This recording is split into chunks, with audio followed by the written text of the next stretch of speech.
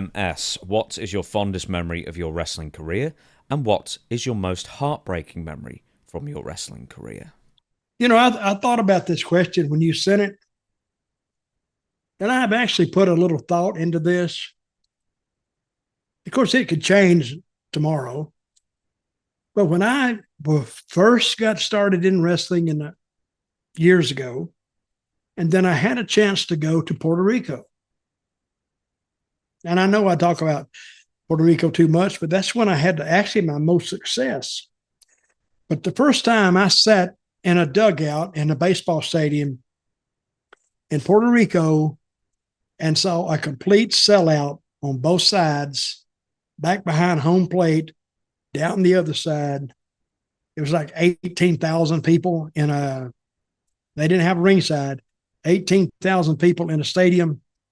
That was probably one of my proudest moments there. And if I'd have never had another one, I would have really been proud of that one. But the next week, and we had told the story, we went for 9 straight weeks outside and sold out every single time. So we had 9 straight sellouts, and that's when I was most proud of being in the wrestling business.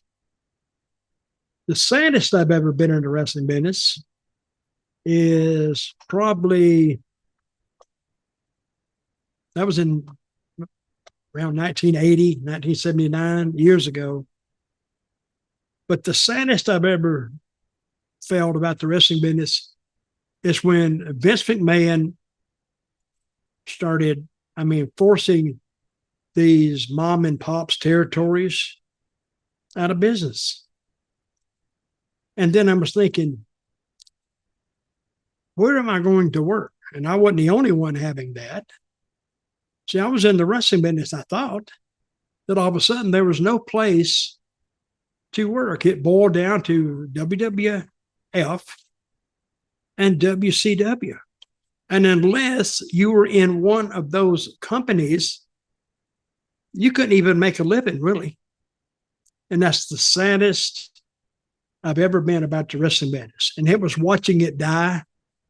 And it wasn't dying slowly. It was dying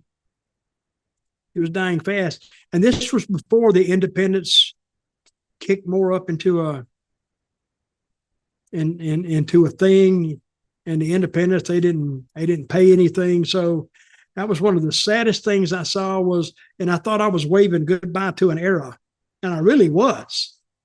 But they've rebounded since then, and there's other ways to make money now. But back then, no, I wasn't trained for anything else. Wasn't trained to drive a truck or anything, or even be a taxi driver. And I wouldn't be a taxi driver anyway. But that's when I was, I think, the lowest I'd ever been in the wrestling business. What was your family's reaction at the time? Were they just thinking, well, you're making no money and you're always away, why don't you just come back home and do something locally? Was that just, were you just institutionalized at that point and you were just a wrestler and that's how it was? I didn't want to go back home. So, and it's not like I had zero money coming in. I didn't have enough money to come in to sustain my style of living. And so, and yeah, I got sued a lot. It was a tough time. It really was. And if I went home, I didn't know what I was going to do there. Because you heard Bautista talk about his early beginnings. We had less than he had, believe me. And there was nothing to go to.